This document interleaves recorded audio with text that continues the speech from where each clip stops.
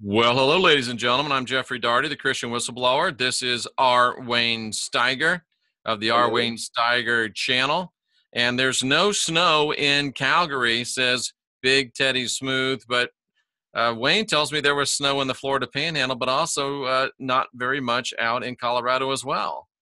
Yeah, I mean, not here in Denver. It has been hot and dry. We're talking drought. I think we're 71 days now since any measurable precipitation.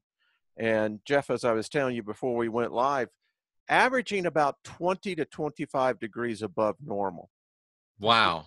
Crazy. And Johan found her big girl panties, just so everyone knows. I So have we've no got idea what that Canada, is. we've got Japan. That's just what she said. Well, And we've good got evening. Sweden. Lots of folks everywhere. Trisha G from the UK. How did things go with the lovely and talented Trisha G on Sunday? Outstanding. Anything you want to Outstanding. tell me, Wayne? I'll tell you, the woman is gifted and talented, and I'm Not, gonna. and you'd rather me just sleep in on Sundays and Trisha's going to be there the whole time from now on. Well, I mean, it was a great time. I'm gonna have her on my channel because the people just loved her, and it was a lot of fun. I have to say, and just outstanding individual. Yeah, and I missed my regular show with her, weekly show with her because of the extravaganza. So Well, and while we're talking about that, tell us about it. How did it go? it went off without a hitch, Wayne. The only issue was that for some reason, the bathrooms were closed for about the first half hour until the manager could come over and open them up. But even that taught me a really interesting lesson and revealed some interesting stuff about some people in the meeting. I learned a lesson that you need to designate a videographer because I let that slip through the cracks. And I learned that Heidi, Jenny, Dan, Rex, the people you see on their channels, those are the people they really are in real life, in front of the camera, behind the camera. Jenny Moonstone, actually, she was the belle of the ball. She knocked it out of the park. Dan Contenta from Overwatch channel was amazing.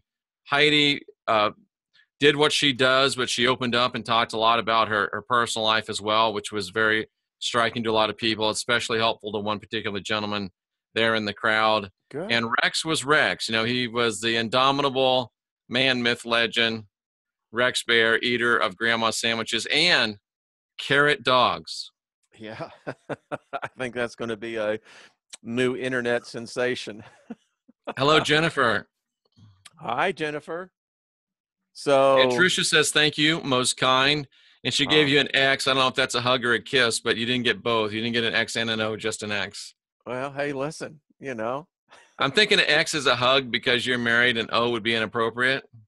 yeah, that's probably, you have to have a sense of decorum. And speaking of decorum, it was really weird, Wayne, because because of the weather, we had over 20 people, about 24 people that paid that weren't able to show up. Wow, okay. So we only had like, I think maybe 50, 60, but I don't know what we'd have done if all 25 would have shown up because it was packed out, Wayne. But the energy there was so strong and it was so powerful. It was really, it was almost hard to explain because at the end, a girl I didn't know, we had just met, and I hugged her, and it was almost like I almost went to kiss her, and it was like it was weird because it was just so much energy and joy and strong passion among the group. It was fabulous. It Excellent, really was. excellent, excellent. And no, I did not kiss her. Well, And I did, and I don't think that I'm going to be brought up on any charges either. That's the good news. there's not going to be no congressional investigation, and That's correct. yeah, boy, we definitely well, that is good, good, good. I watched what I could, and you know, the next time the next event happens, these are the lessons that'll make it even Yep. better. Going to You know, do one around Valentine's Day in Sarasota. Going to do one around St. Patrick's Day in Miami. And Rex and I are talking about doing some events as well. So we'll have to see how those all come together. well, You know, I think that it tells me that people are looking for that, and I think that's a good thing. It was tremendous. It really Yeah, was. It was powerful. And it's something to, it's nice to have, the power and the connection and the energy that we have in the chat room, but also having it in live. It really, yeah, it bumps it up. It bumps up. If you, in fact, I was just talking with one of the people that was there, and she was saying how powerful it was and how it got her even, she's normally kind of quiet, kind of shy, kind of reserved, and she was all gregarious and giddy, she said, and she's still feeling it now 3 4 days later. So it was a excellent. very powerful emotion. And Wayne, it gives me, I'm an optimistic guy anyway, but it gives me even more conviction, even more belief, and even more certainty that I'll take 50 or 60 of those people and we will hold the pass. I think that we are the last generation of real humans. We're going to get busy, and I believe that I like our chances in this battle. Yeah, no, I think as overwhelming the information can be on that battle, I think that, as Einstein said, you cannot factor in the random factor. You can't. That's You why it's know, called random, right? and it's something that AI hasn't even adapted to. It's that one thing that it can't grasp. So it may be the one saving grace that we have in all of this. Ozarks, Missouri. That sounds like a great place. Denver sounds like a great place. Phoenix sounds like a great place. Yeah, yeah. I think, places like Denver, we have Boulder, very progressive community. And then of course in the Phoenix area, Flagstaff is, if I was going to be doing an event, I would look at Flagstaff. I'd look at Taos, New Mexico. Yeah, Uh, there's one of the fellows, Tanhawk Group, says come to New Mexico. I believe he's right in that same area. A lot of yeah, progressive people. yeah. And there are good places that you could hold an Hmm. event of 200 and Yep. still keep that intimacy. And if we start doing one a month, Wayne, we'll be knocking on your door to have you come out and be a part of them. uh, I'll I'll participate where and when I can. That'd be Because Rex great. specifically mentioned your name. Yeah, he listen, I'd enjoy it. So definitely. And you know, And and Wayne, it's interesting because you taught me a lesson, and I have to thank you. You taught me a real lesson because we have some people that have the I Hate Jeff, and now it's the I Hate Jeff and Wayne channel and club. And when I first saw that they were pulling statements out of my videos and I was saying, oh, I'm gonna put in a copyright and all that, and I said, no, I'm not gonna do it.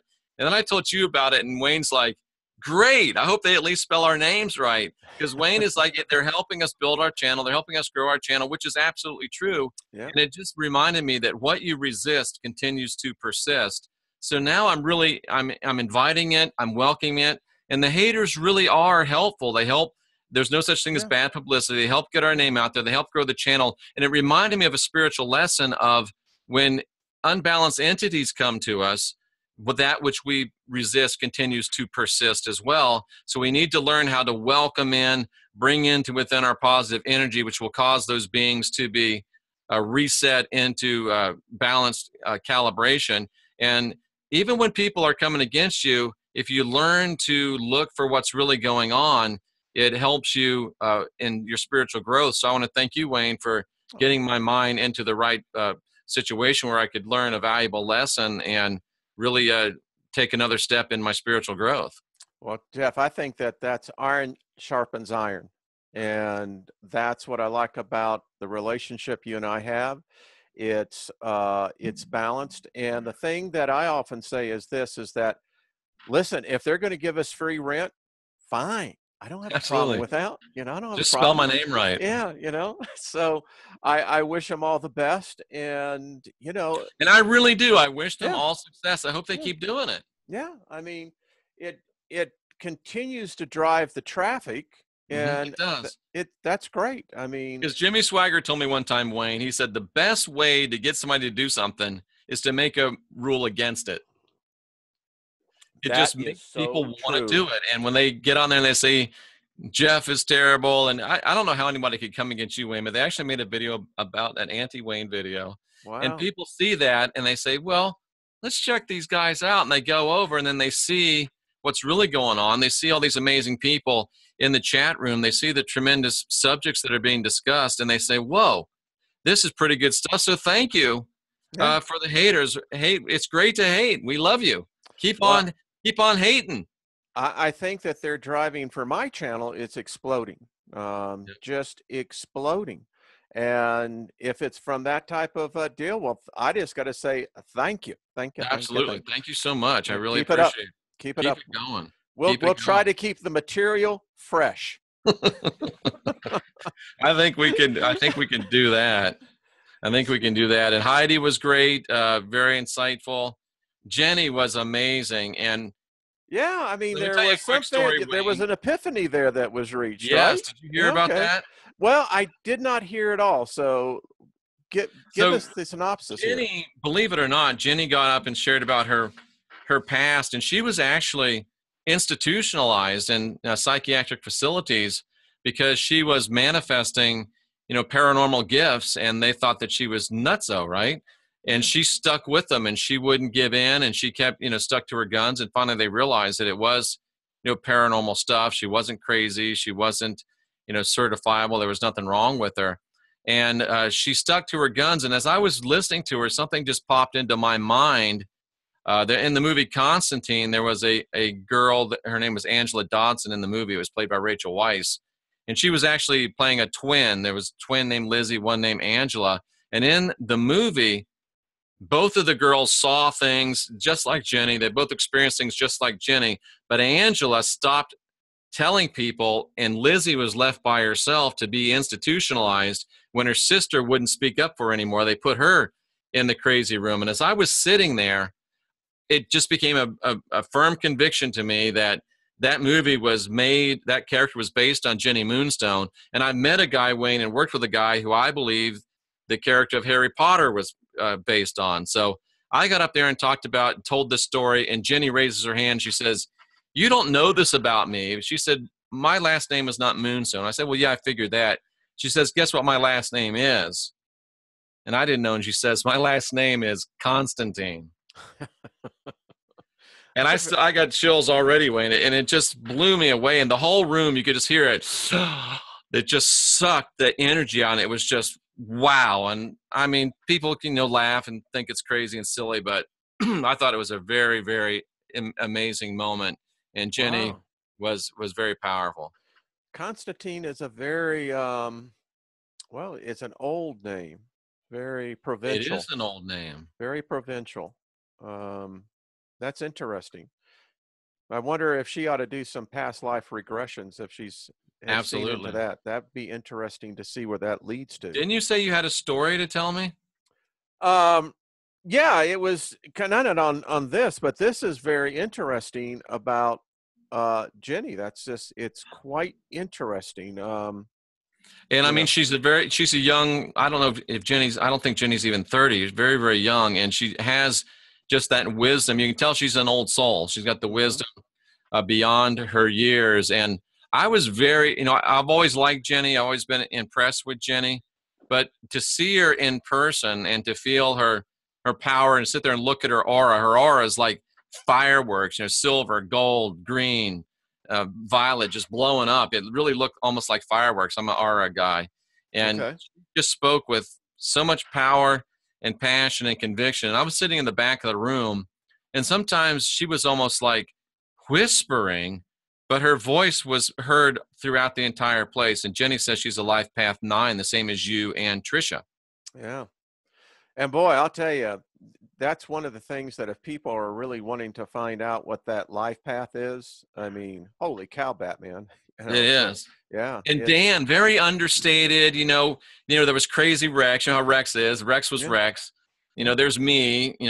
Ex-Pentecostal preacher, and Jenny and Heidi were. They were kind of the calmness, but Dan, very understated, very even toned. But you could just see the information that he was putting out was like just smacking people. And he even said on his show the other day that he spoke before Jenny, and Yeah. some of the stuff he forgot to say, he felt like Jenny said and finished, and of course they had never talked. Well, that doesn't surprise me, not at all. I think we're seeing an intensification of telepathic abilities awakening in people. I agree. And so this doesn't surprise me at all. And with that type of energy, you're plugged into the same frequency. A lot of stuff can happen. That's where healings take place. And you know, Jenny said something too, Wayne, that I'm trying to research because I can't find any data on it. But she said that the English language, just the tonality, the frequency, the speaking of the English language is actually designed to spiritually thwart, stunt, and trap you just by the use of it. And I'm Okay. sure she can say that off the cuff. She has some, and I asked her, "Can you give me some data on that?" Because I'm really trying to find some data because it does resonate with me. Well, English is really an amalgamation of many different language, Germanic primarily. And so that doesn't Hi, Mystery. surprise me. Hi, Violet. When I did the video, Breaking the God Spell, it is the fact that we don't understand, number one, vibration, tone, frequency, and particularly words. Mm-hmm. We just Iowa X says that English is a machine language. Oh, I like that. Mm-hmm. I like that. That's well expressed. That makes a And lot Big of good Teddy sense. Smooth talks about it being so hard to learn. I mean, think about English, the word fast. You can be Mhm. going 1,000,000 miles an hour, you're going fast. You can be stuck in the mud, you're stuck fast. How do you figure out such a crazy language? Oh, knife. Is it a K or is it an N? I mean, um, you know, philosophy. Is that a PH or is it an F? It Yeah. is one of the great mind coitus languages that are out there because I believe, we don't understand our language, and when we speak these spells, we wonder why things get. What a And they're all beautiful. based, it's a Romance language. It's based from Roman Latin. Yeah. That is the ultimate enslaving system, isn't it? Yeah, it's guttural. Speaking about how we use words, I had a situation this morning in my life, and this is an amazing cause and effect. So, got up early this morning about 5:30. The water heater had broke Oh overnight. no. They always break during the middle of the night, right? So you got this mess down in the basement. You got to get down there, and I approached this with joy. I Hmm. didn't look at it as, oh crap, or that type of an attitude. It just was like, hey, all right, let's just, the situation's happened. Let's make the most out of it. Yep. Now, I went into the situation where I had to call GE and talked about the warranty. So I got a customer service guy. The guy's name, are you ready for this? Was Ayus. Hey, use. That's funny. And we started talking and we just started laughing. There was joy in the conversation.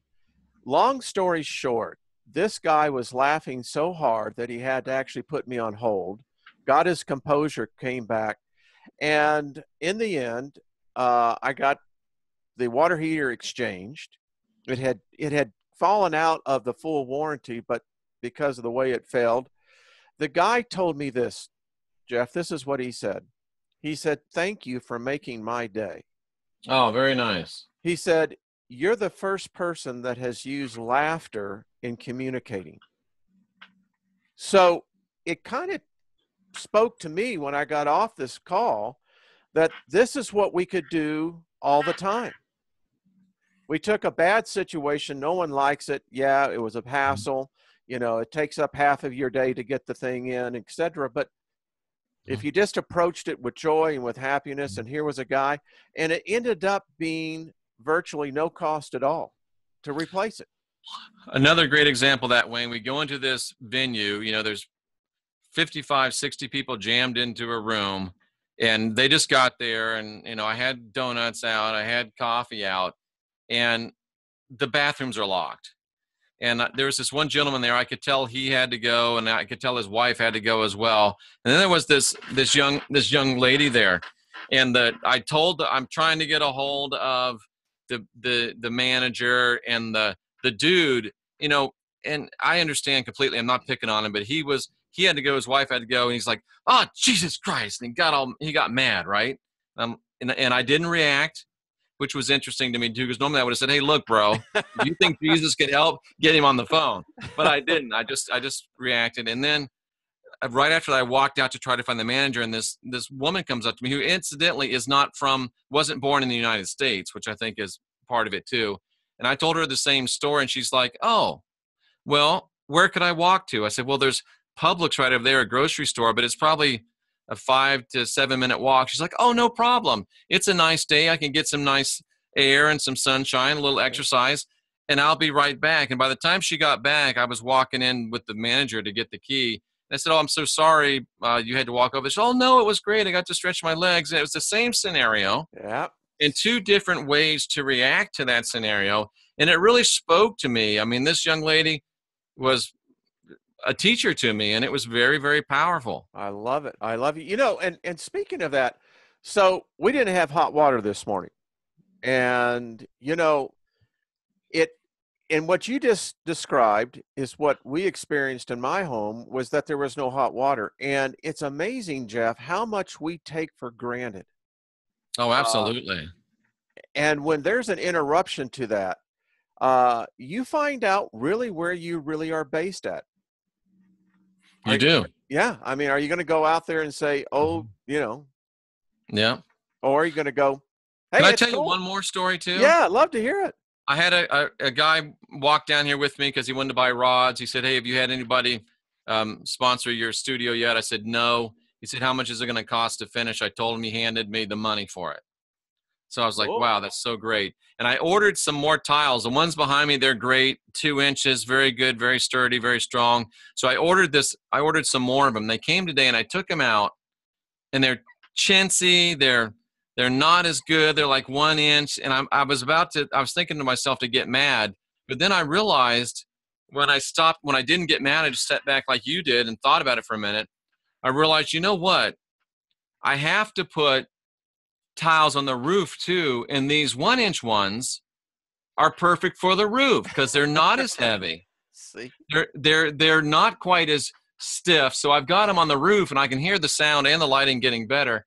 And it was something where I normally would have been, 6 months ago, I'd have yelled, I'd have screamed, I'd have got on the phone, "You sent me this stuff, take it back, it's garbage." But then I allowed a situation that was not so good for me to all of a sudden realize, wow, this actually is fortuitous, because these that are small are perfect for the ceiling because there's less weight and everything.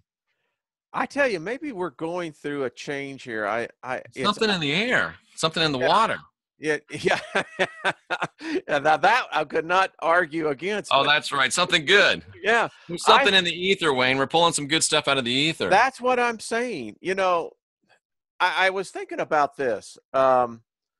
I watch the Gold Rush show because they're mining just right up the road from us, and so Interesting. they're doing the filming up there. And the thing about gold is And this, Trisha just posted a new video, so make sure you go watch that after this.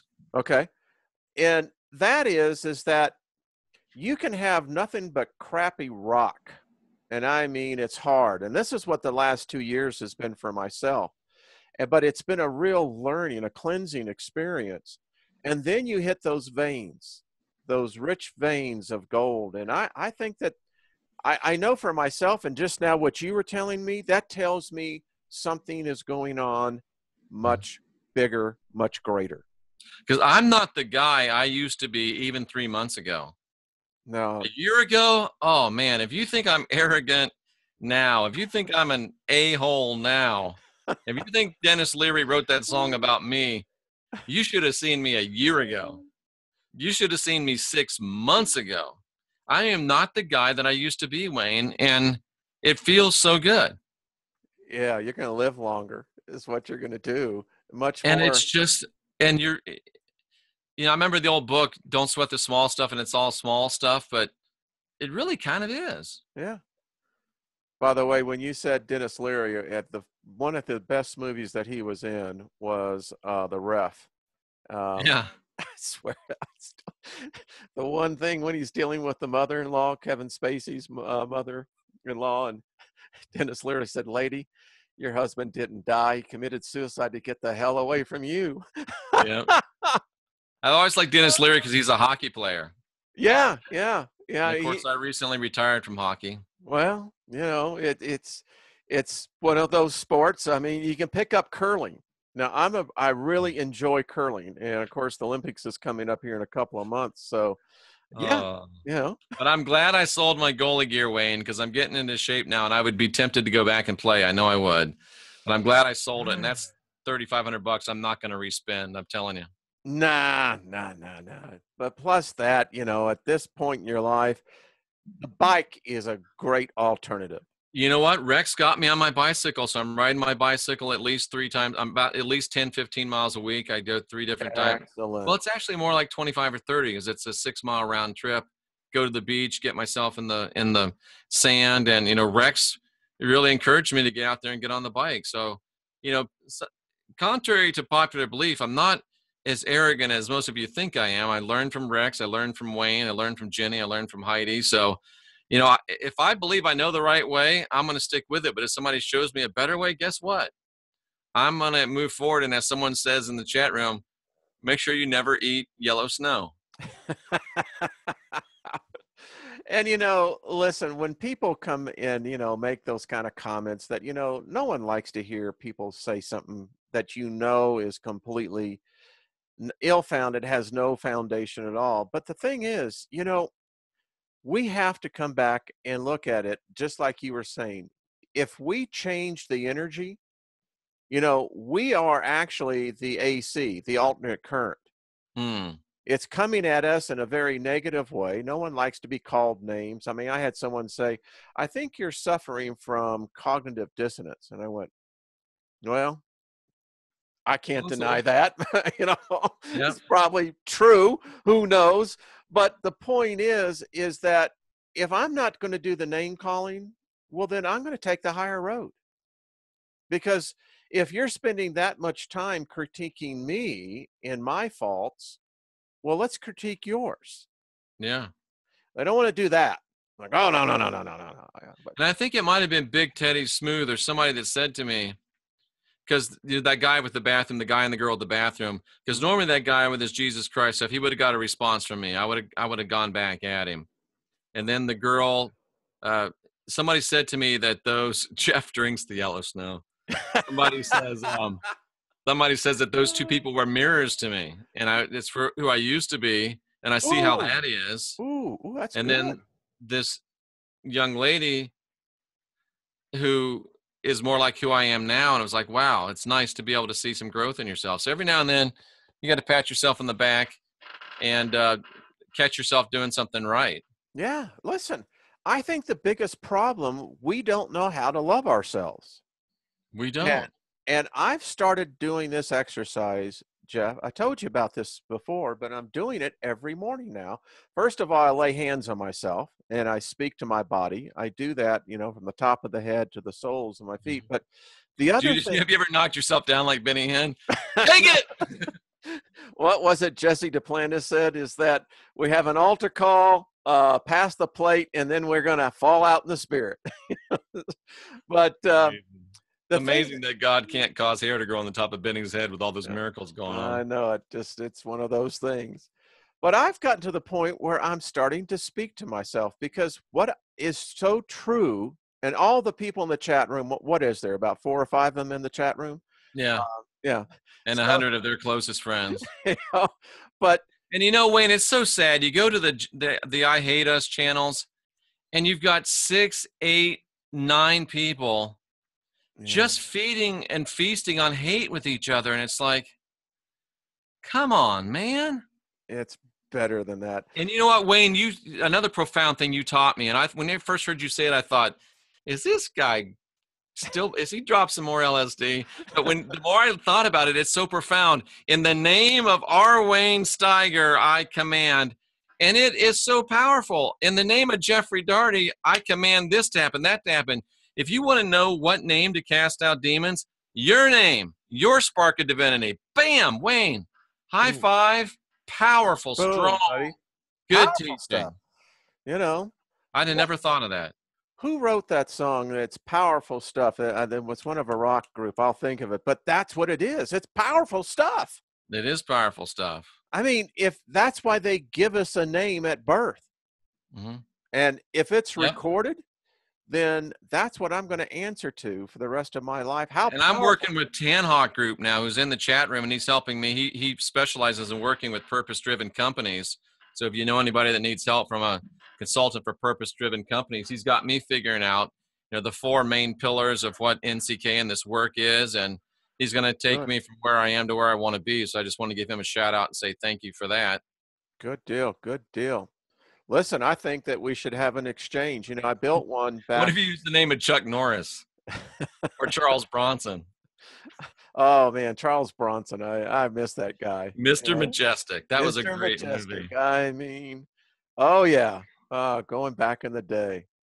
But getting back to the point, bartering and exchanges they have been an alternate way for companies, for groups and individuals, and to exchange services and goods. And I like that idea. I think that that's something to think about. Absolutely. I love that idea. The way, the best Sophie way. said it was the Fabulous Thunderbirds that did that song. Thank you. I believe you be correct. Yeah. Excellent. Excellent. I'll have to tell you a story one time on that, but I digress. But the point is that if people want to begin to prosper, and in order to start sowing, because that is a principle, no matter what you want to look at, you reap what you sow. It's karmatic. It's just the way it is. It's the yin and the yang. And people say sometimes, well, I don't have money to give. But if you have one of the most valuable things that you do have is your time and your talent. The most valuable thing. Time is the only commodity once spent, you can't get it back. Listen, I was at a place one time where it was so bad that where I needed a real help. I mean, it had to be what we would call miraculous. But here's the thing about miracles. Miracles only happen when the seed is planted. Right. So you know what I did? I went and I mowed my neighbor's yards. And I started doing that week after week because that was the only thing I had. Right. It worked. You mean you did it for free? You mowed their yards? Did it for free. Yeah. Did it for free. Sowed it into their life. And what I did not know was my neighbor next door, who I rarely saw anyway, but she had actually hurt herself to where she couldn't have gone out and done it anyway.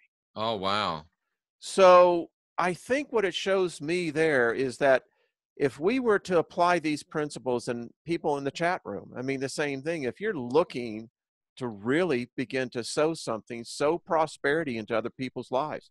Jeff, I'm telling everyone on my channel to do an act of kindness, do it unseen. Excellent. Excellent. And Mark Twain, as he often did, could break down these big concepts into just wonderful little snippets. And he said, never argue with a fool, because they'll pull you down to their level and beat you with experience. Some guy actually said, it was very, very derogatory. And I just wrote back and I said, well, as far as being a fool, so who's more the fool who's telling the truth, or the fool who refuses to listen? Yeah. Ain't that the truth? Ain't that the truth? Exactly. Ain't that the truth? Everybody should check out Jennifer's radio show. Have you been on the show yet? We're going to tape a session, I think, tomorrow, which will be playing on Christmas, as I understand. And I think it's called the cryptic Crypto Truth, right? Yes, thank you. .com. Crypto Truth channel, yeah, and I'm going to be on it pretty soon too. So check out Jennifer's. And I'll have Jennifer actually. Going to try to have her on this Friday. Going to see, but we'll see. Excellent. I'll have Dan from Overwatch channel on this Friday. Yeah, tell Dan to give me a call. Absolutely. Send me a wire. He's So, good. He really is. one of the things that I'd like to bring out, I saw something today that really, this is for our U.S., and if you're a U.S. Artist First Radio Network, Crypto Truth Seekers. Thank you. There we go. You know, that's why we got a great audience. Well, that was Jennifer. Thank you, Jennifer. Ernst will be on Friday. Ernst Wilhelm, who wrote the software that Heidi uses for her Vedic astrology, and who wrote the software that I'm learning to use for the cards of truth. And man, I tell you what, that is profound. Excellent. We'll be on Friday at noon my time, Eastern time, I believe. Yeah, excellent. I want to listen into that one. So there's some strange stuff going on in our government.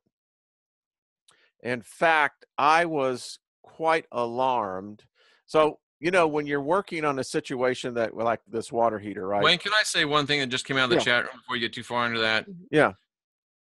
All the crap that we take, every now and then, something like this makes your day. Mother Dragon says, we listened to hours of Jeff on a road trip this last weekend. My friend with me had a spiritual breakthrough. She kept begging me, play more Jeffy. So I did. We listened for about 10 hours or more. Wow. They could have done it in 5 if they'd been listening to you, Wayne. I don't know about that, but that's a compliment. That's nice. That's what makes it all worthwhile. Yeah. Namaset. So I'm listening to C-SPAN, right? And they're in the House Intelligence and Oversight Committee, and they're grilling the Assistant Inspector General. And I got to tell you what, Jeff, what I heard today is alarming, that we apparently have factions within the law enforcement agencies, the top. This is the FBI, Justice Department. They are in collusion of working against a sitting president, a sitting administration.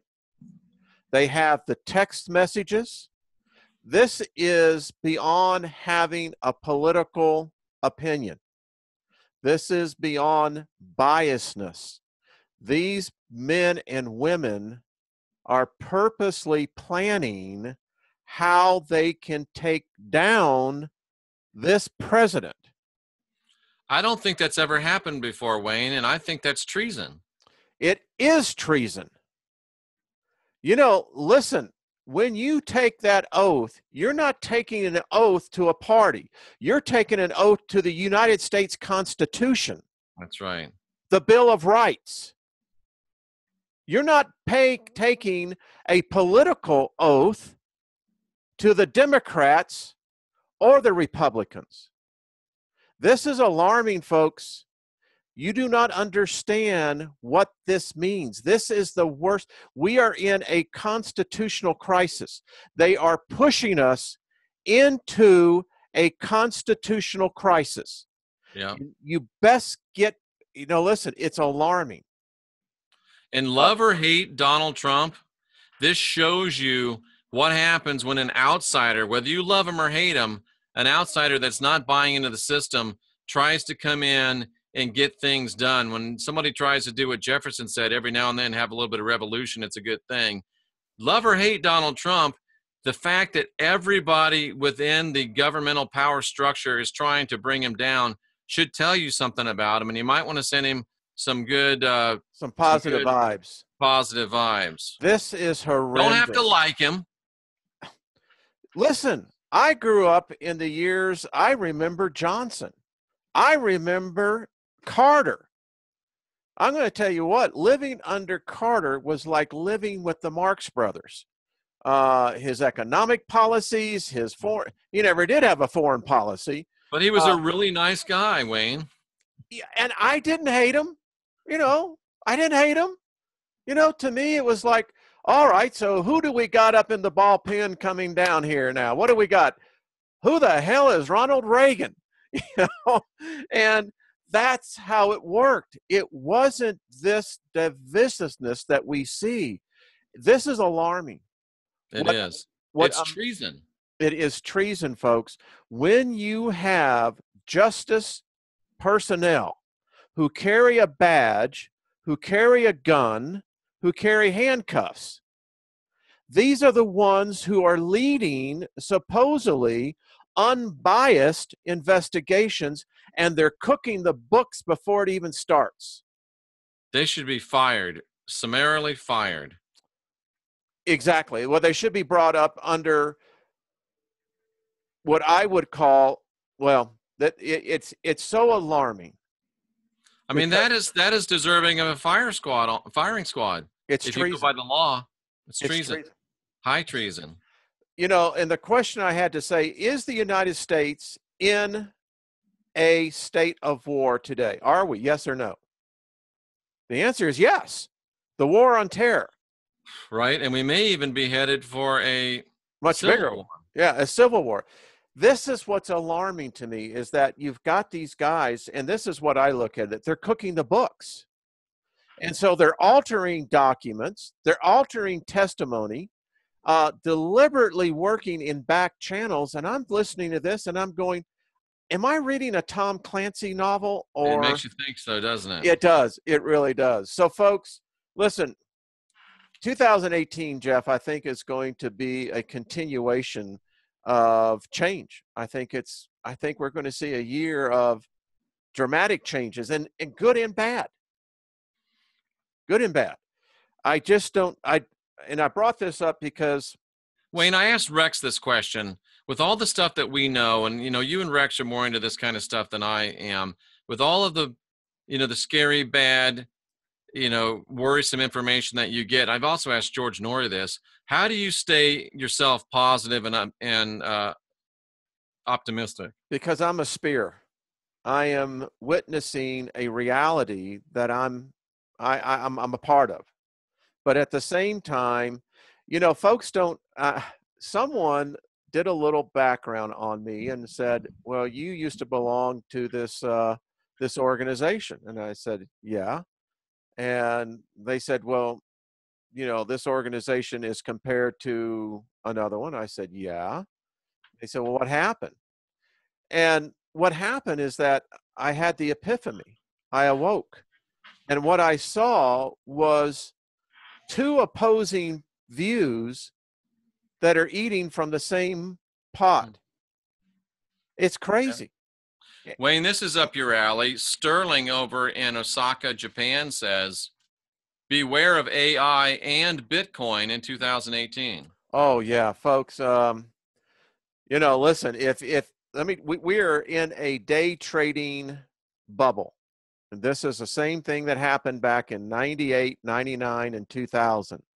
Yeah, if you're investing in Bitcoin now, which is I think now 23,000. I read today in the Financial Times, when I start seeing speculators saying $100,000, get the hell out. That's what I'm going to tell you right now. You're going to get burned. And let me tell you what, regardless of how you look at things, there's three things that people should, if you're investing in Bitcoins, buy real estate. Go buy some property that's out in the rural areas. That's number one. It's the smartest thing you can do. Two, silver for those who can't afford gold. But gold is an excellent opportunity to get into now. And the last thing I'll put it, is begin to look at food. Jennifer says you will get bit, B-I-T. Oh, way to go, Jen. Way to go. High five, girl. Yeah. Yeah. So, yeah. So this is, I think, some of the things we're going to see in 2018. I think it's just getting weird. It's getting C.C. Williams says it's an obvious pump and dump. Yep. Yeah, and that's never a good thing. No. When it starts going to the common guy on the street and you see them getting in, then that's when the guys that are up here on the food chain are gone. Don't you realize that when you're hearing it on the major media and they're talking about it, it's over, folks. It's over. Listen, when I was at Money 2020 in 2012, that's where the first guys that actually were part of Bitcoin came in. I remember the first forum walking in and listening to the founders up on the stage. And, you know, I'd worked for the Fed. So I'm looking at this thing going, well, how the hell are you going to do the conversion ratio? I mean, if you're telling me that I can invest US dollars into a cryptocurrency, then how the hell do I get my US dollars back out without the IRS coming in and hitting me with a foreign investment tax and then hitting me on the capital gain short term? They didn't have the answer for that. I still don't hear any answers for that because the Supreme Court has ruled Bitcoin is not a currency. So you just have to use it on their new Silk Road, whatever that is. Yeah, well, we know what happened on the original guy, the original founders of Silk Road. He's sitting in prison right now. He's got a nice new orange jumpsuit. Yeah. Don't send him any soap. So, Or if it is, put it on a rope if you I do. shouldn't have said that. But anyway, Put it on a rope. you know, it's I getting. always thought, Wayne, about having Pope soap on a rope. Oh, oh my goodness. Well, you know, by the way, speaking of the Pope, you know, he is now, he is not for this Jerusalem unification thing. Interesting. Oh yeah, yep. So we got an interesting thing coming in 2018. You and I talked about this before, and it's all going to be on the record. We're going to come into a holy war that I've quite frankly, I think everyone wished never would have even happened. I hope we don't, but I'm just waiting for one of these goofy people we used to hang out in to try to blow up the Dome of the Rock. Hang out Going to with. happen. Try to blow up the Dome of the Rock. I actually have my novel, and if you would like to see it, I'll show you my novel that I wrote in 2003 that actually will show you how it happens. You want to see it? Yes, and Breaking Bombast says that Bitcoin is a trap set by the IRS and the FBI. Don't get a history of trading in it.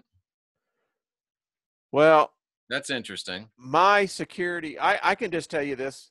He's absolutely right. Don't do it. You'll regret it. You'll wish you never had. And it just sucks. That's all I can say. Don't do it. You just don't want to do that. There's other things to actually, now I know it's trading on an exchange, but that is not a US based exchange. All right. So I'm about to show you something, Jeff, that no one else has seen. So let me get out of here. Let me get back over here. So Jeff, I started writing this, like I said, back in 2003, and here it is. Can you see that? I can see it. It says The Start. Yeah. So this is a book. This is part one called The End of the Dream. And it goes and it has a cast of characters in here. Each chapter brings in each character that begins to fill the role. Yeah. You got to get going, Wayne. It doesn't qualify as a novel yet at 85 pages. Well, I quit writing. You'll see why. So here's my imaginary character, Muhammad Abu. He actually lives in the West Bank. And in this case, he's actually a police officer, works with the Israeli army, the IDF. And he meets a guy that works in the U.S. Embassy. And what I actually begin to establish with Abu is that he's actually a sleeper. Oh, wow. And so he gets to know this guy from the U.S. Embassy. You know, the guy really takes a liking to him. His name is Sheldon.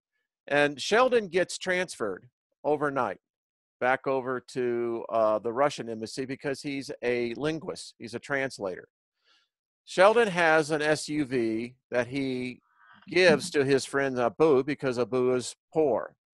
So the story continues on. I get into a whole thing of how they actually start a pandemic I get into the CDC's protocol along with the National Security Council. But what I want to show you, what are they saying in the chat room? Because I don't want to I bore don't know. them. It's full screen right now, so. Okay. So let me show you how he blows it up. Sheldon gives him the SUV. The SUV still has the U.S. Embassy plates on it. That means it's a diplomatic immunity.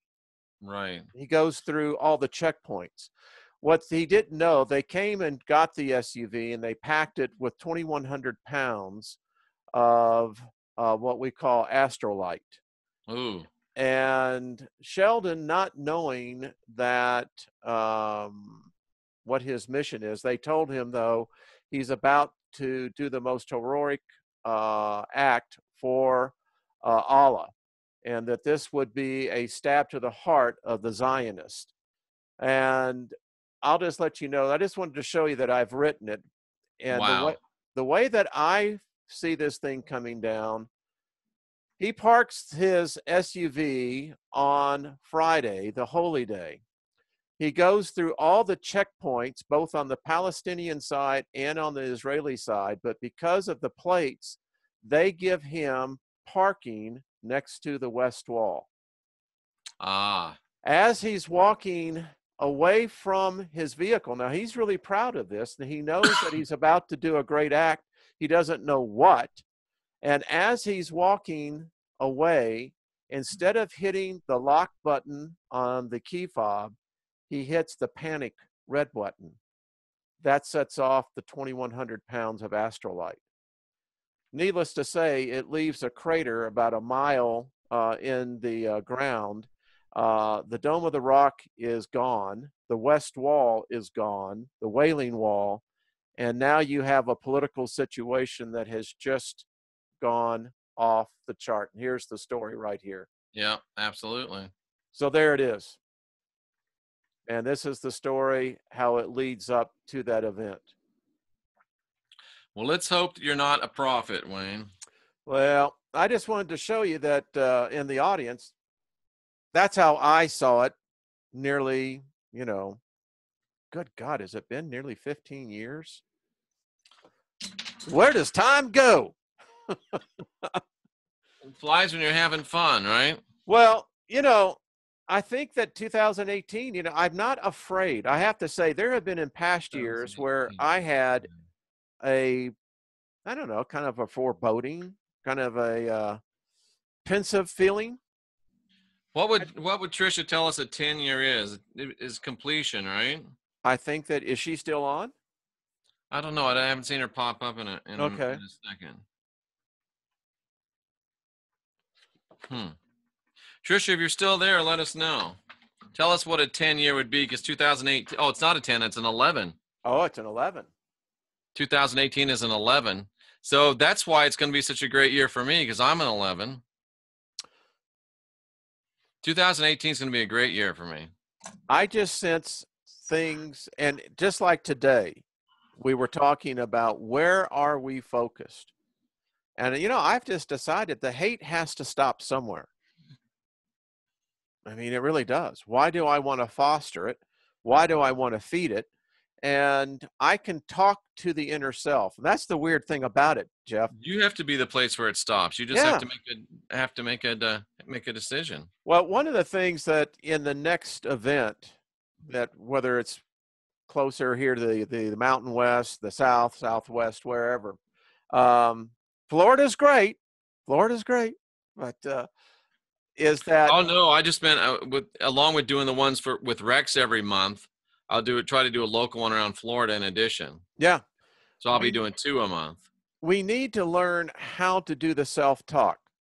That's a powerful one right there. Yeah. And I taught people that. Want to pray. If you want to pray, why don't you just learn to do some self-talk? You're doing it already. Way more than prayer will do for you. Yeah. And you hit it, Wayne. We're doing already self-talk. We're just doing the bad self-talk. Like I just did a show before this, and somebody put in the chat room, they put in, how do I keep getting more confused the more I watch? And when they say that, they ask themselves, how do I get more confused the more I watch? And your brain is giving you all the ways that you can get even more confused. Mhm. So instead of saying that, you say, how can I gain greater understanding as I watch? Now your brain gives you all the ways to get greater understanding. You know what I tell Violet people? Flame says, thank you, Wayne, for your wisdom. I'm done with the hate and fear. Yeah. Let me tell you what you just described. People who get confused, particularly when they listen to you, to myself, others that are really showing them how our awakening is taking place. And as you were saying, so everyone listen to this. When you have people who come at you like that, tell them they're actually in a library. And what they're doing, they don't know which book they want. They don't even know Absolutely. which subject. And But they're Violet Flame needs to quit listening to us so much and start making some more videos. right on. So I just tell them you have to first figure out, well, what subject do you want to go to? Because you know what? You're in a library that all around you is knowledge. Absolutely. And it can get confusing. Yeah, Anyone it who's is. been to the U.S. Capitol, the great thing you can do at the U.S. Capitol is that you can still stand right in the center and look up and Yep. do 2 or 3 360s. You're going to see God, number one. Now, most people don't realize this, but you're worshiping God. And who is God in this case? George Washington. Yep. It's the truth. And you look at the 12 disciples and you're going, now I know what these guys were into. They were eating mushrooms. I'm telling you, they were natural. They just didn't realize what it was doing. Interesting. And I don't really mean you should stop watching us, uh, Violet Flame. Just make some videos. So it it's just kind of that thing you just get into. So what I've decided today, I talked to a man that was in a call center, probably in India, and we shared a moment, and that moment was on laughter. Yep. It was joy. And he just So it kept was a saying, long distance bromance. well, there it is. We were communicating. That's Yeah. awesome. We had it going. Yeah, we had it going. We did. And it was fun. And you know what? In those type of calls, you can feel your blood pressure going up if you take that angry attitude. Like, Absolutely. but in this one here, it was like, oh, this is cool. So That's yeah. amazing. And you got the very good revolution, or not revolution, but resolution. So the next thing, and I know we're coming up on an hour on this, but we need to talk about as well is I was on Barbara DeLong's show on Monday at freedomslip.com.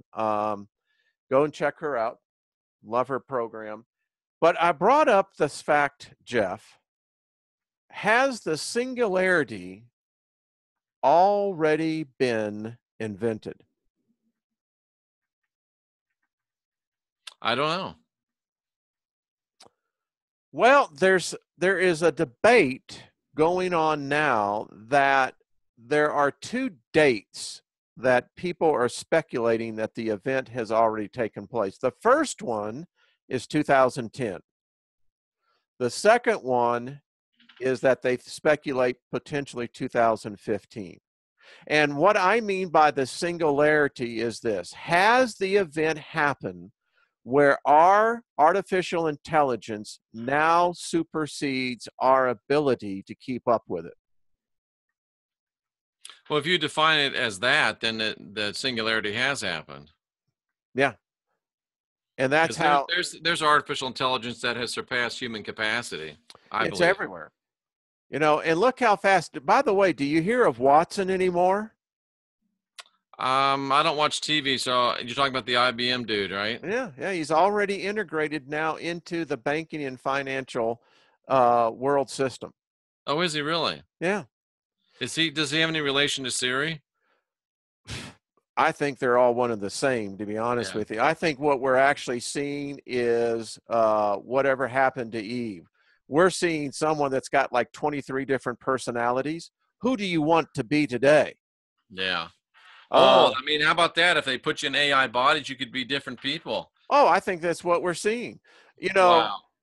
Stephen Colbert had the best thing. Go and check on his channel. He had the thing about Sophia, and he did a whole joke about, here's this artificial intelligence, this robot, and Saudi Arabia's given her, and this is what he said, given her citizenship. He came back on the next day on his website and gave a 5-minute, 7-minute dialogue that was the best I've ever heard. He said, "What the hell are we thinking? This is software. It's a machine. It's robot. What do you mean I'm calling it she? I'm calling it he.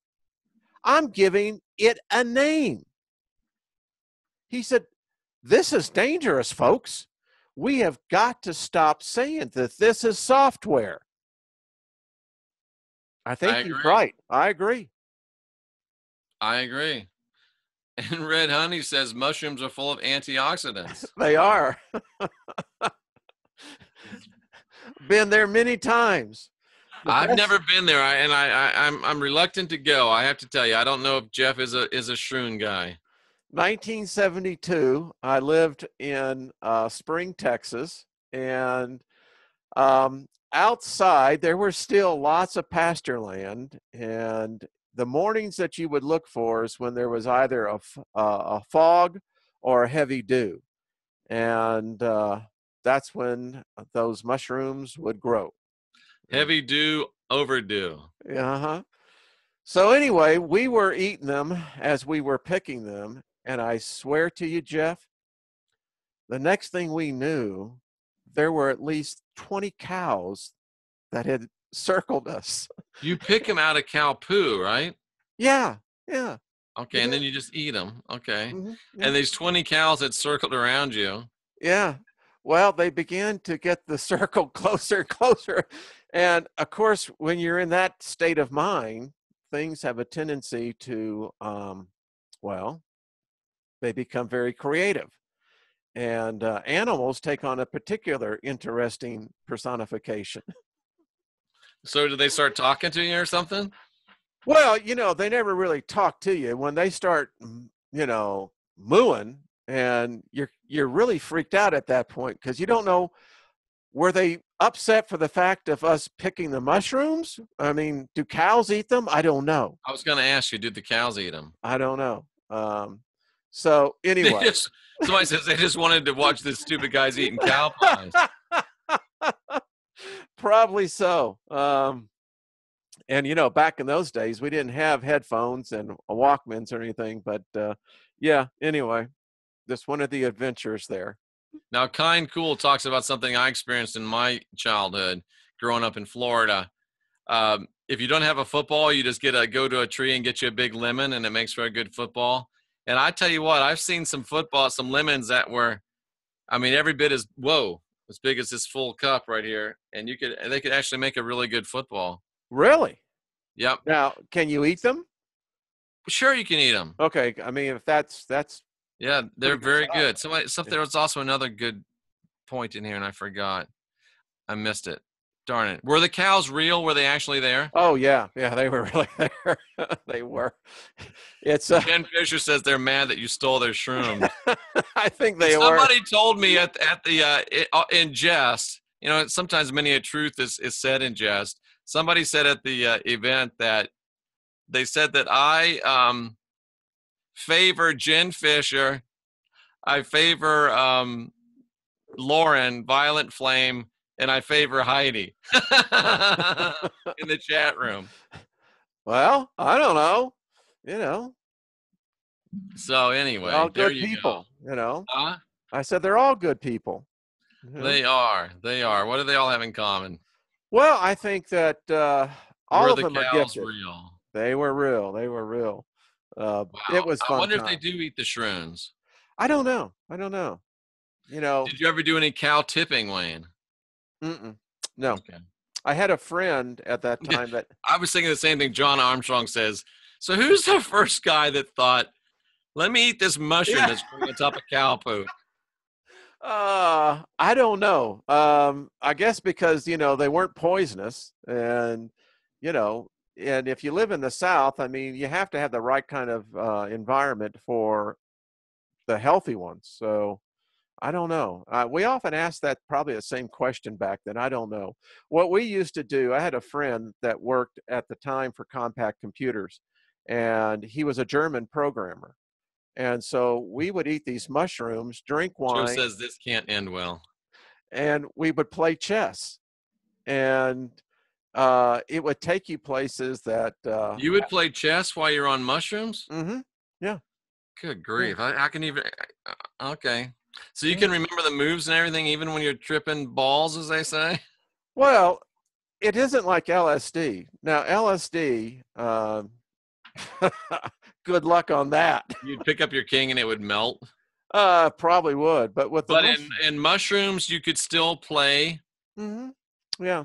Trisha mentioned me on Facebook. What did she say? That Go ahead, Jeff. Wayne, I'm sorry. That Jeff. Yeah, that Jeff Doherty. Yeah. But yeah, I mean, it was just, I guess, the way that you could discipline your mind, you know. And Jenny's looking for information about English being something that retards spirituality. Boy, you know what? That's a good subject, though. It's a really good subject. That'd be a great one for if no one's doing Jenny to research talk on about that, the next thing. someone should really look into that. That could be a very interesting thesis for somebody. Well, Jenny didn't just throw it out there because she hasn't thought about it or postulated on it before. So I'm trying to pick her brain. Ah. But I did a cursory search today on the the search engine, and I couldn't find anything about it, Wayne. I have never even heard it. It's a fascinating concept. And it resonates with me. And I think it's true. I'd like to find some proof. I generally like to have a little proof. 17-year-old Texas hippie shrooming without supervision. Yeah. Trisha G, next year is an 11 year. Is that foreboding or is it okay? 2018, that's an 11, right? 8, 10, 1, 11, right? Yeah, 11. Trisha's back, and she said it's just a plug for our Sunday show. Cool. I don't know what it is, but yeah. Hey, listen. Somebody says this, and I know we don't advocate this, and it's just for entertainment purposes, but somebody says, supposing my friend wanted to try mushrooms, how would they go about that? You know, today I don't know.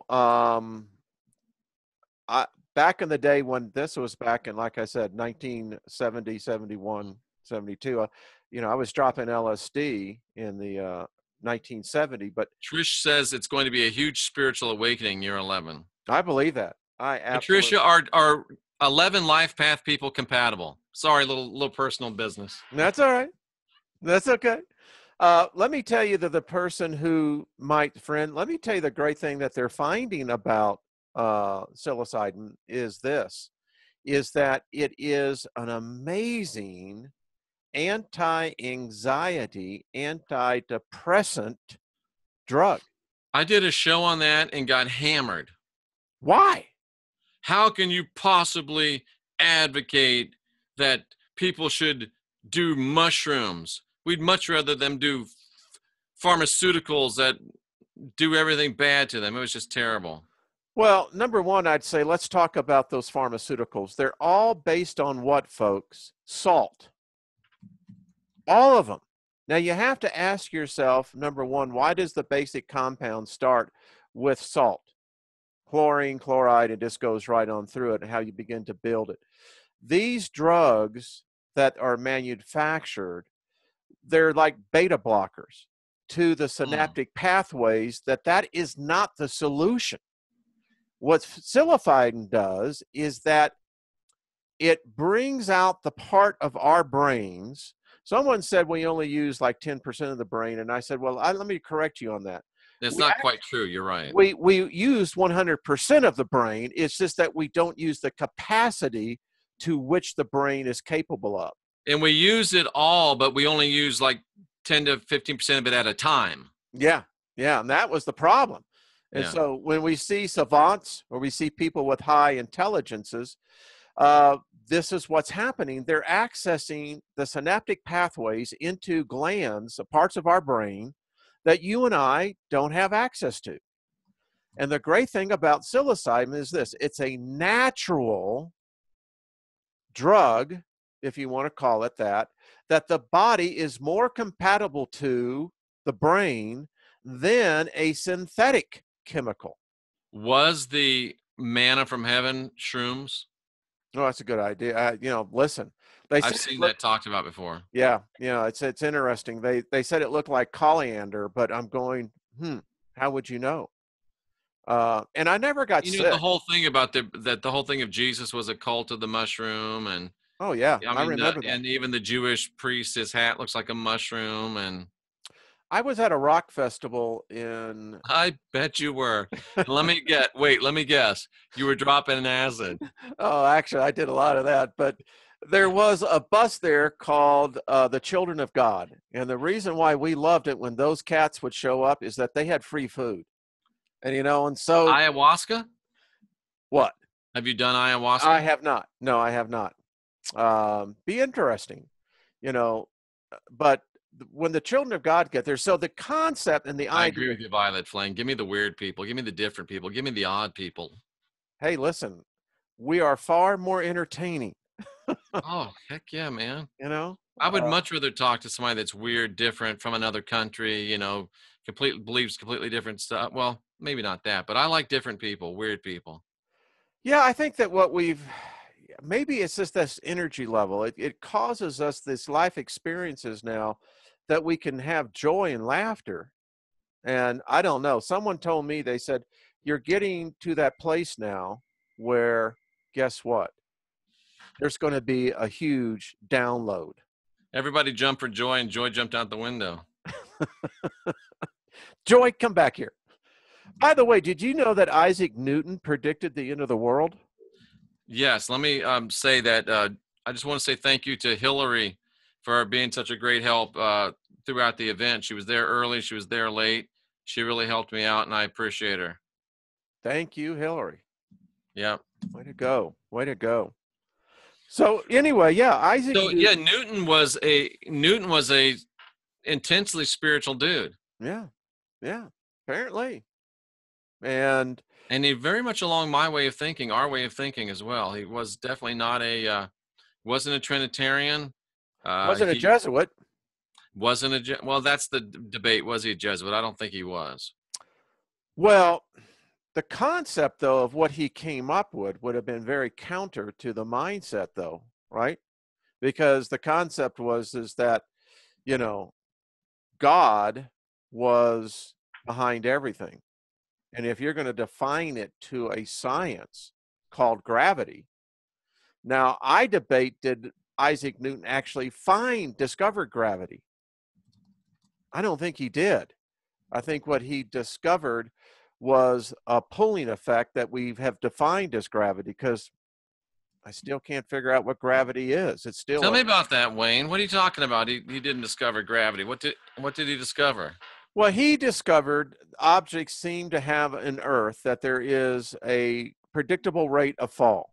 Right, with the That's whole apple under the tree thing. that's what he did. But the question that I've seen a lot of theoretical physicists look at, well, what if the ground that Isaac Newton was seeing wasn't there? Is gravity defined by Earth alone? And how is the principle of gravity working when you're actually in a spin and it's dropping? Is someone calling into us? Someone's calling me, and it's Oh, coming up on my Mac, so I'm waiting for oh. it to pop up so I can say no. Hello.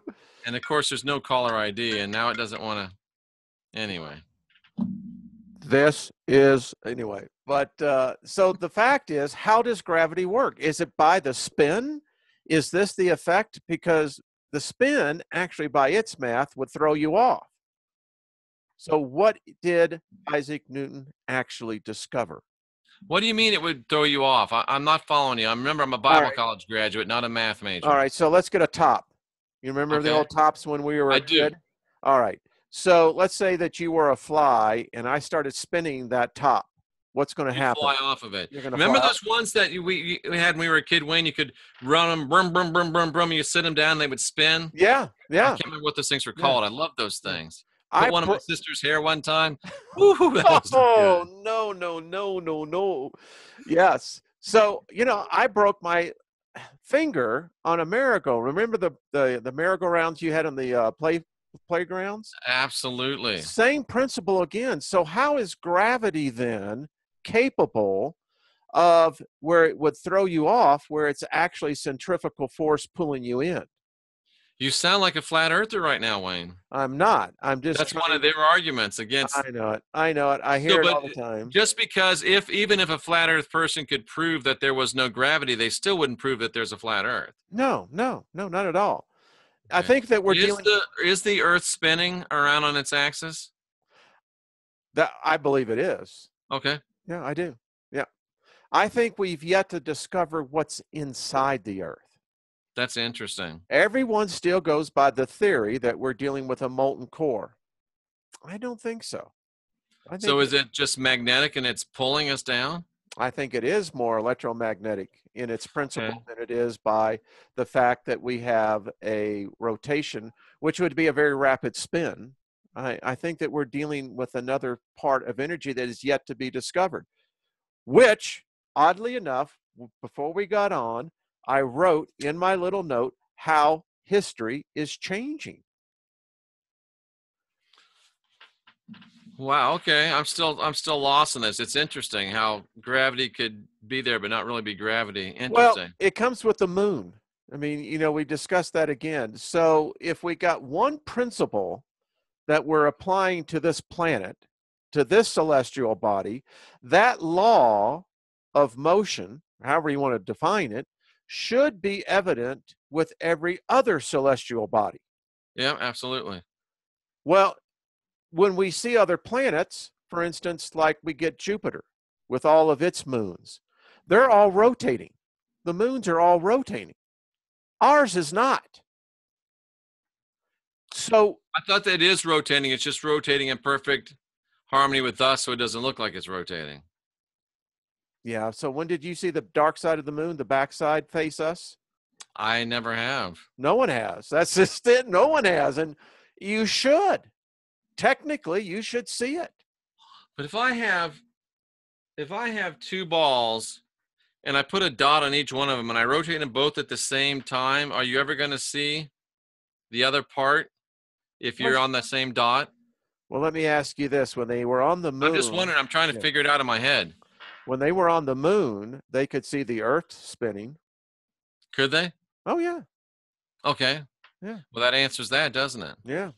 And look, somebody gave me one of these at the event. I guess that's an orgonite, right? Oh, yes. That is beautiful. And what do you It's do with cut. these exactly? What is that one Put, for? Is put them that on one your head for? like Rex Bear?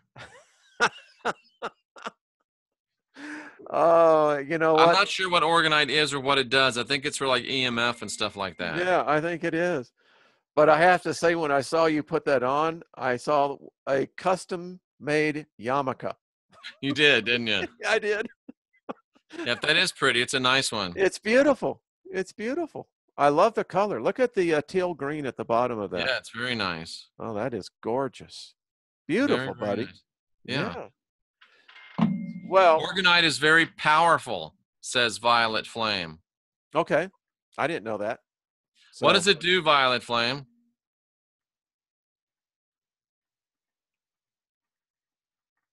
I guess we can't sit here and just wait for Violet Flame. So, Wayne, you do think the Earth is spinning around its axis. Mm-hmm. Yep. Do you think the Earth is going around the sun? I do. Okay. So you're still, that's heliocentric, right? Mm-hmm. Okay, I gotcha. I believe that. But you're just thinking that it absorbs EMF. That's what orgonite does. That's good. Okay, that's You're good. just thinking that gravity is not what we think it is. So is gravity a conspiracy or is it just a mistake? I think it's a mistake. Okay. I really do. I think we're going to eventually come in here. Listen, we've had to now retract. Science has that. Oh, there you go. I put that on a headband. That is cool, buddy. That is cool. I think we're going to find out, just like we're trying to figure out what holds the universe together. Here's the problem with gravity. If you look at this on a cosmic level, there's not enough gravity to keep the universe together. Interesting. So we have a problem right there alone. There's something else there. We now can't find dark energy. They've given it up. They say that dark matter doesn't exist. So now what are we left with? We haven't even figured it out, Jeff. You're right, and it's amazing, and I can see there not being enough matter to account for the supposed gravity that holds everything together. Yeah. So Now, what is it? well, how about this? Instead of having gravity, what about attraction? Yeah, there you go. And what I mean by that, when we start looking at the subatomic level going up, we're using cohesion as an attractive force. And that begins to build, like if you had, for instance, static electricity on a balloon. We all have done that as a kid. And you run that over a dusty surface, what happens? Well, it begins to pick up matter. Now, if you can keep that going, and you can keep that energy and that law of attraction of cohesion together, it begins to attract more and more matter. Somebody's calling BS in the chat room, Wayne. Well, listen. That's okay. That's fine. Science is not an absolute. Science is about an honest debate of ideas. And it's not about Absolutely. calling someone BS. If you're going to call it BS, let's talk about it then. Come back and give me the parameters of which you base your argument on. Don't be calling it's childish. You're at the schoolyard. Grow up and let's have a mature adult conversation. That's like all. he said. Yeah. You don't have to do that. Listen, it's an idea, and if that's what you say to every idea that you're opposed to, you're not awake yet. I just got to tell you.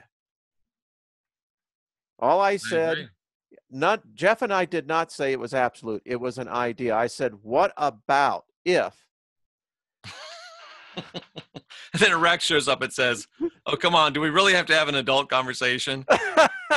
Or can we just be insane? Let's be insane. I love it.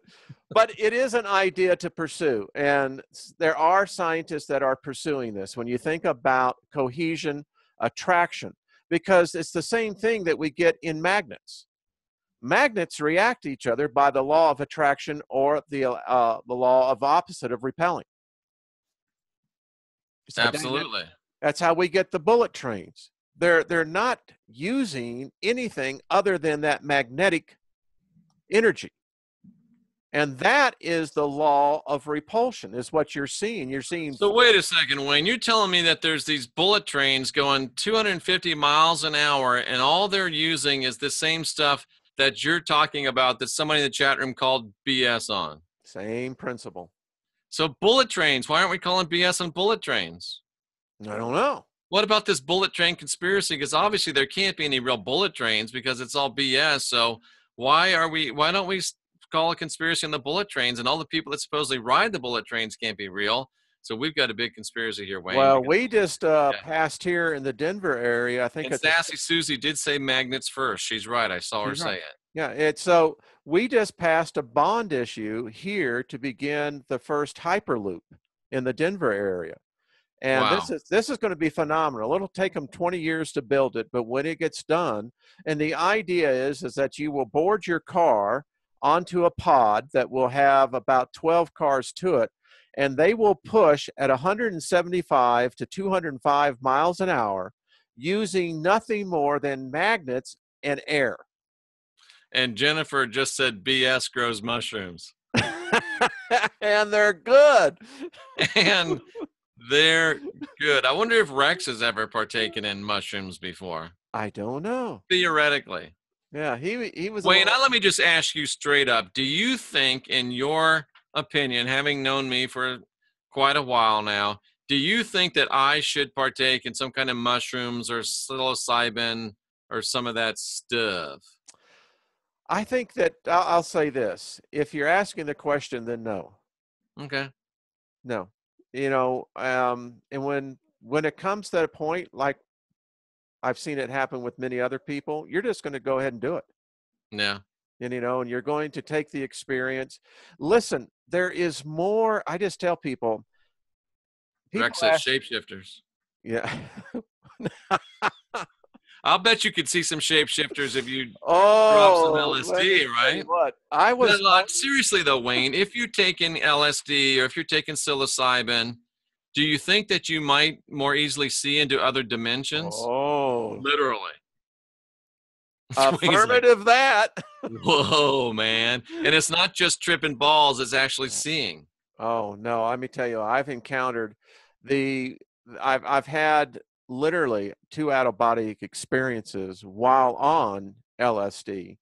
And both times there are, let me just say, there be dudes out there, dudettes and maybe dudettes. But yeah, they're out You know, there. that's what Bill Hicks always said.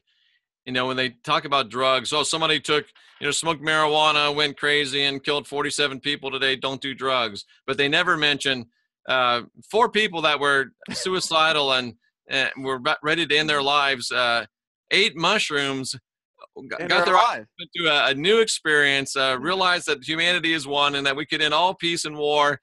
Back to you, John. They never say that. No, they never do. And the thing about, for instance, cannabinoids up here, we have more people moving to Colorado, and now California is going to make it now legal to the public. So it's going to be, I predict less than 24 months, it'll be legal by the FDA and by the feds. Yeah. So, but in the area of cancer research, it is amazing. And particularly when you look at the type of neurology diseases that are coming, particularly we see it a lot with epilepsy. Oh, yeah.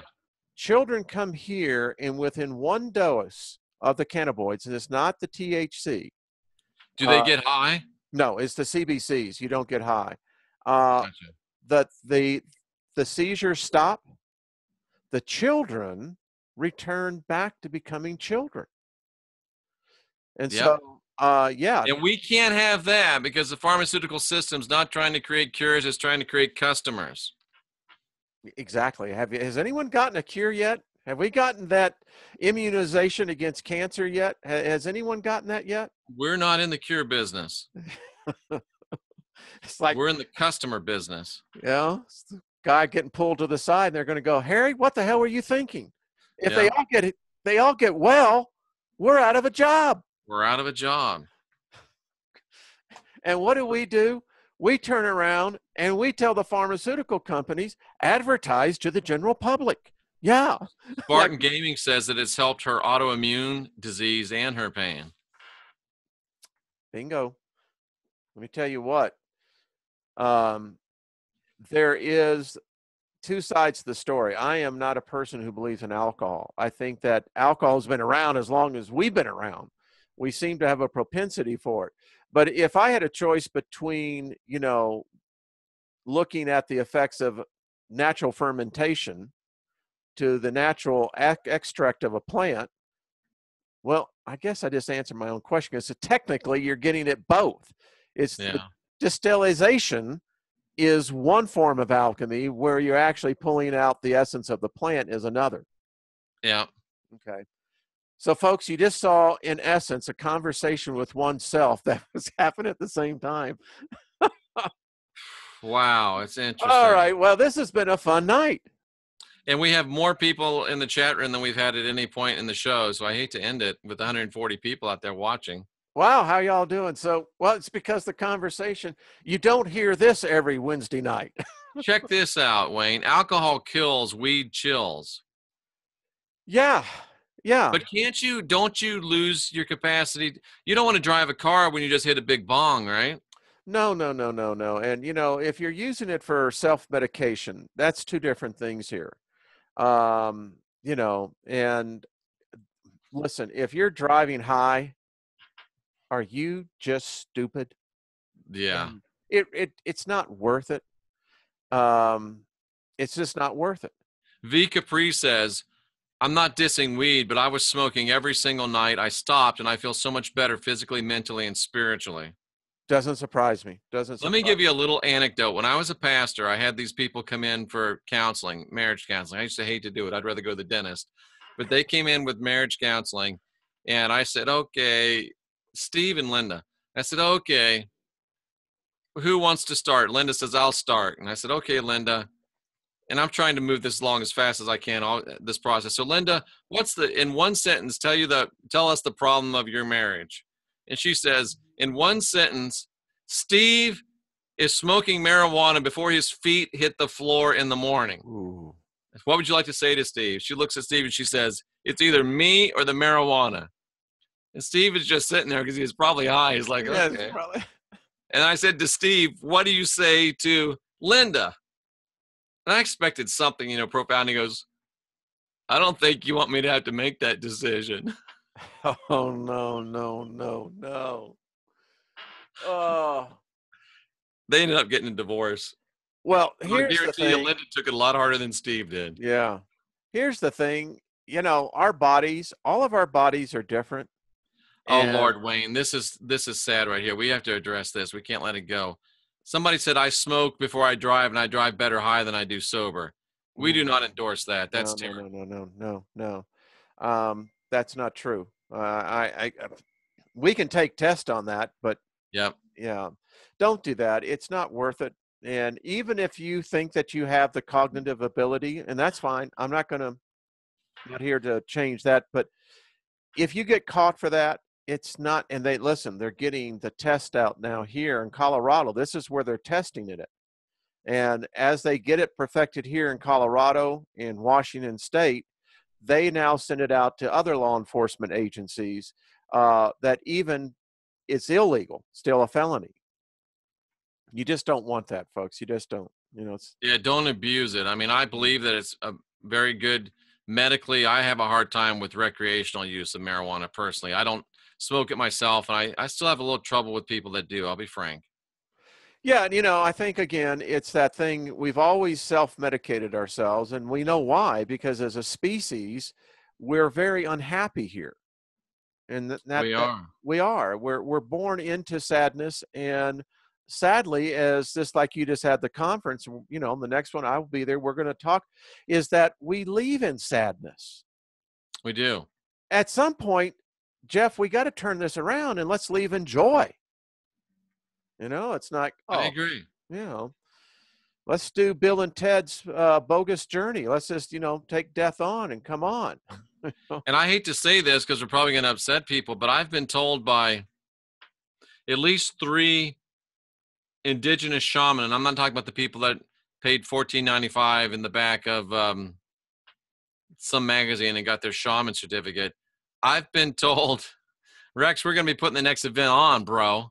I've been told that marijuana, is the most dangerous medicine for possession. That's just what I got told by shaman. Yeah. Well, let me just say, first of all, this. I am the oddity here. I grew up in an environment that I would not recommend anyone do. But apparently, I had a propensity at a very young age that even when I went through the medical experiment with the other group on the LSD, is that I think you have to be prepared for this. Yeah. Because and I think marijuana is good. It is good for medicinal purposes. For medicinal. I am for medical marijuana. I would vote for it. I would support it. The CBDs is what that they should make legal everywhere, because absolutely you're not going to get high, but you're going to, number one, for a pain reliever. I take them. I take the CBDs, and they had me on this drug called Lyrica. Right. And I suffer from fibromyalgia. And, when the attacks hit, it can be debilitating. I took one pill of this and I said, no way. It immediately affected my memory. And for me, my memory is, everything. Right. And I didn't like what it made me feel. It made me feel like I was walking on marshmallows. Not sunshine? No, sunshine. Like, so I said, screw this. And, I can take the CBDs in the oil form. And, so anyway, yeah. Can you I buy those legally? Here in Colorado, yeah. And what do you just like squirt it into your mouth or what? Yeah. Yeah. How bad does it taste? It doesn't taste bad. I mean, to me, Cool. yeah, just, Yeah, then we need to roll that out everywhere. they're perfecting it now. Let me just tell you, this is an industry that I go to some of the conferences. You stepped on Rex's marshmallow man. Brother Rex, it was not on purpose.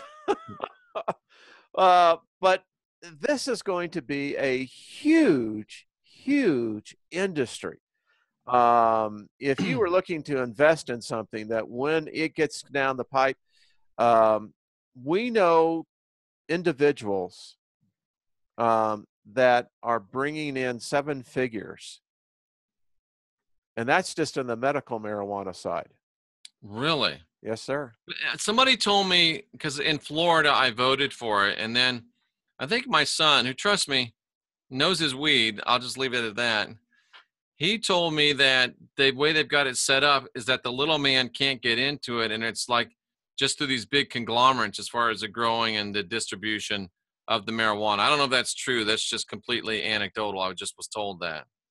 Well, like here in Colorado, when you get a medical marijuana license and you go to the doctor and you go through the process, each patient is allowed to grow a certain amount of plants. Gotcha.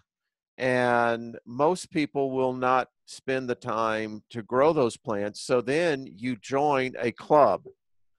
Ah, And the club then gets the allocation of your plants along with everybody else. And this is how you buy the thing. You can't gotcha. do credit cards because the feds won't allow it still. They tried to do a backdoor, but the feds shut it down immediately. So it's still a cash business. But your friend is most likely right. To get a license, now here in Colorado, you're out. They're not going to be issuing anymore. And the ones that are out there are a freaking gold mine. Yeah, I'll bet. I know people who got in very cheap that, and like I said, now that California is going to legalize it, you're going to see. And I think that there's two ways of looking at this. Number one, it's going to cut down on the illegal activity, I think, coming in from Mexico. You legalize something and you start taxing it, it no Yeah. longer becomes a precious commodity. It's a Now, Violet taxable. Flame says weed does expand the mind. So if you aren't in control mentally, you're wide open to possession. But she says it's not the worst. In her opinion, meth and heroin steal your soul. It'll suck it dry. It's like a persimmon. Everyone ever bite into a green persimmon? No, but I hear it's not pleasurable. You'll it's a bad feeling, but that's what happens. It'll suck you dry. Yeah, I think Violet Flame, those shaman were talking about, they were comparing marijuana, ayahuasca, the plants that grow. They weren't going into meth and heroin, something that's processed. So Violet Flame, I mean, she's someone that's not, in either camp. So thanks for sharing that. That's a good mediating position. when I was out in Taos, New Mexico, and I did my vision quest, and we used peyote, and Nice. so um, it was interesting because peyote can have a tendency, if you get even close to it, strychnine. Ooh. So you have to be really careful how you process it. But you get into the sweat lodges and you start the vision quest. It really does open you up. And the thing that I can remember, I faced all those demons. Most people Interesting. don't. I know what they look like. Yeah. I know what their attitudes are. I know how they affect me. And what people don't understand, our life force in this plane is a huge magnet. Yeah. And these life forms will attach to you. Absolutely. And Respond to this, Wayne. Trisha G, who was on your show on Sunday, so people can look up that It's that show. And Trisha has a bunch of new shows. In fact, she was just on earlier today, I saw, with Heidi, Jenny, Julie Poole, and herself. wow, that's an all-star cast. Yeah, I think they called it the Fab Four. Yeah, cool. Trisha G says she has not seen anyone personally who does drugs regularly have a positive life. Well, again, I think that what I ask people is, well, why do you do drugs? You know, if you're, let's say you smoke pot, why? Now, you'd be interesting, and if you just be real honest about it, is that, well, we all like a numbing effect. It's just the way we are. We self-medicate. Now, Jen says she's a two martini girl. yeah, you know, listen, in my day growing up through the corporate world, I had a expense account that was used specifically for going out for lunches for drinks. Yeah. I mean, that's what we did. So we were medicating ourselves, but it was accepted by society. And Trish means she says, I mean, like daily. She's talking about people that are like my friend that I counseled before his feet hit the floor, he's smoking pot. Yeah, that's a person that you have to ask, what's up? What's up, bro? What's up? Nothing, man. Now, take my dear departed friend, Carl Sagan. So, Trish, I'll give you a counter to that. If we have an individual who is well-centered and has now figured out where they are, I know people who use cannabis for the creative aspect. Really? Yes. For writing, for painting, for creating with wood. So Thor recommends getting up in the morning and making some muffins. He says wake and bake. Oh, listen. You know what that means, right? No. Wake and bake, I think, means you wake up and you turn on you light up a joint. Oh, I get it. He doesn't really mean wake muffins. Oh, okay. I was going to say, well, you could cook with it, but yeah. I see it in another aspect of it. There is a creative side to it that kind of just, for some people, opens up a third eye, more or less, that allows a creative energy to flow. But that's interesting. Yeah. Now, I can tell these artisans that do this, they operate, though, when they need to go out and do what they have to do, they're not going to blend the two, is what I'm trying to say. Yeah. Does that you make wonder sense? if Elvis might have been better if he'd have hit the bong instead of taking all that other stuff. Oh, I think he'd still be alive today. He'd be old, but he'd be old. Well, he would be. I mean, you know, but I mean, Tony Bennett is still cranking out, and I love Tony Bennett. You know? Does Tony Bennett smoke marijuana? I don't know. I don't think so. You know, I remember I saw John Lennon one time talking about, he said that he would get high on marijuana and he'd write what he thought were the most profound lyrics ever. And then when he sobered up, he'd realize it was just rubbish. I think it's to the individual. But listen to this, Wayne. Violet Flame makes it's hard to argue with this one. She says, I'd rather there be a weed shop in every corner than a church. Oh, I can't argue with that, Violet Flame. I'm with you there. Can't Touche, argue with girl. That. You win. And that, folks, is one of the reasons why I favor Violet Flame. I think that, again, we are changing our attitudes. We're changing our perception. Listen, if we want Wayne, we got to change the name of the show, says Wendy Howell. What's that? It should be called the Mid-Weed Report. That's cool. That would be a hit. That would be a hit. Oh, listen to that. Oh, dude, the Mid-Weed Report. Yes, like I said, it'd be a hit. People are echoing your use of it as a creative medium. It is. It is. You know, if we want to get real honest as a species, then stop drinking coffee. What? Aha. You see? Like, that's sacrilegious. Someone said, oh, you blasphemer, you. Well, I probably just blasphemed more than anyone there. Is this stop drinking coffee? I mean, in fact, if you look at the caffeinated, at what it does to the brain, unto the body, I mean, we got basically 5 billion people that are addicted to this stuff. Yeah. Listen to this. This is perfect. V. Capri says, I come from a family of drug addicts and alcoholics. I believe it's because they were never shown how to manage their issues from traumatic events and life in general. If we had a place where we could give you a free cup of coffee, that's a free cup of coffee right there. Absolutely. That is a good one. It's really, that's the problem. They're drawn towards that. My brother was drawn to it as a teenager. And the thing that is exactly that, there were core issues that weren't dealt with. And when you begin to induce, particularly a psychotropic drug, that begins to flood the brain with endorphins, dopamines. It can have what I call adverse effects on the personality. I agree with that. And I know what I'm talking about. I mean, I really do. This is why we do that. It's why we have sex. People like the dopamines that floods our brain. Somebody was saying that marijuana helps in sex. I don't know. I don't know. To each their own. To each their own. That's the way I look at it. It's like, if you're over, the age of consent, then you can't say, because we have such a wide audience, I can't say, well, go out to your local. In Colorado, we can. Well, Tricia says that she gets high without drugs. I can see that. Yeah. I practice a yoga technique in my younger days that would give you the same type of effect. And it was used in relaxing. Hello, Hillary Davis.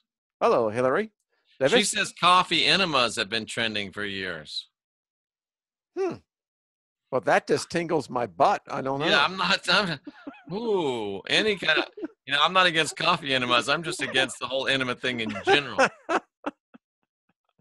When I had to go for this endoscopy, I had to put that thing down your throat. They had hit me up with enough drugs to put out an elephant. And the doctor that was trying to put the camera down, they had to get 3 other technicians in there. And they operated. Yeah, you told us that one. Yeah. You ain't putting no thing down my throat. Jack. Coffee is a very good, what do they call it if you're bound up? Oh, diabetic. Yeah. It actually is to stimulate stimulate your bowels. Yeah. Coffee enema saved Deb Schiller's life in 1958. Wow. See? So coffee and it's just a matter of how we look at things. Somebody said, hopefully it's cold coffee. Hopefully so.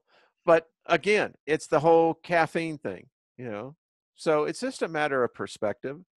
Listen, the problem is I did a program on this, is that they've contaminated our water supply with so much pharmaceuticals. I mean, between the estrogen it's in our water now, between the antidepressants, the anxiety, we're all being medicated when you drink out of the faucet. Yeah. Trish is advocating Tantra for feelings of bliss. I don't know what that is, Trish. I've never heard of that. I think Tantra, most people think tantric sex, but I think it's a lot more than that. Tantra is, it's a, what does it say? It's a Tantra. Tantra is, according to Wikipedia, come on. Tantra is an esoteric tradition of Hinduism and Buddhism that is, oh, come on, tell me what it is. It's some kind of, it's like I don't know, Wikipedia sucks.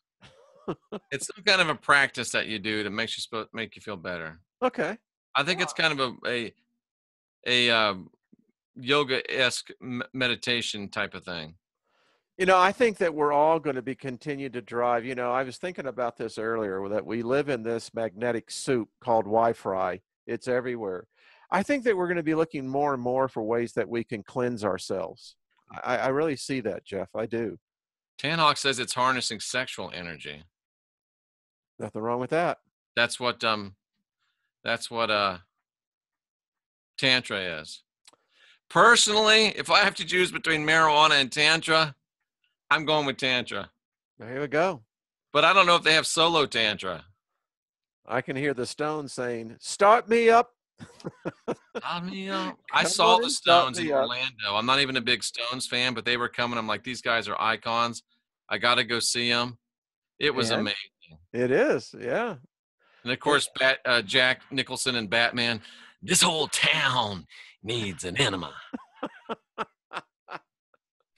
I'll tell you, when our departure time comes, I'm going to look back and I'm going to say, what a ride. Because it has just been, and it's still a lot of fun. I mean, this is the great thing. You know, I think it's that living in the present moment, Jeff. It's really learning to live in the present moment. So Trisha is concurring. Tantra is harnessing sexual energy. Huh? You know, we've talked about sex magic, you know, many I that's, need to start talking more about that. you know, it's ancient and it goes way back. It goes way back. Green coffee beans are what they use for enemas, in case anyone's wondering. Really? Okay. Those are not roasted? I don't know if they've got a butt roast or not, Wayne. I'm not sure. Yeah, I uh, guess it's I don't know what it it kind is of about paints the whole thing about chestnuts on the grill, huh? The open fire. I'm not sure what it does, but I'd rather take weed as a painkiller than a synthetic form of morphine anytime, says Renaissance Woman. Oh, I got to tell you what. We should have, for our show, they say the soundtrack should be Doobie Brothers. Hey, I agree. I agree. There's nothing wrong with that. Back in the day, there was a great comic book called The Fabulous Freak Brothers. How many of y'all can remember that? There was an Not artist me. by the guy's name was R. Crumb, and The Fabulous Freak Brothers. Anyway, check it out, folks. Google it. You'll love it. The So, Fabulous Freak Brothers. Mr. Natural. Um, I hung out with a very cool group. We had a place there in Houston, Texas that was called Of Our Own. I worked there and met George Harrison there. Met a lot of the rock bands that would come through because it was the only real club that you could go to of our own. Interesting. Yeah. So anyway, I digress. But Very interesting stuff. I mean, good time. this was a good chat tonight. You never know where this is going to go. No, been 2 hours. So all right, I'm gonna go get some coffee. Well, I'm going to go eat something, so it's a good time to say goodbye. Thanks to everybody for coming in.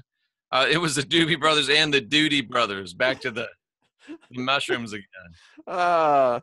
Well, the first one who can remember the Fabulous Freak Brothers, I'll definitely have you high five on my channel. So, Well, thanks so much, ladies and gentlemen, for being here with us. We salute you for being here, willing to ask questions and really willing to question and answer. Spartan Gaming says she's going to go hit the bong now. there we go. Trisha didn't say what she's going to go do. She just said good night with an X. So we'll just leave that there. I ain't gonna touch it. I ain't going to touch it. Good night, everybody. Good night, I'm everyone. Jeff. He's Wayne. We'll see you again Bye bye. next time, ladies and gentlemen.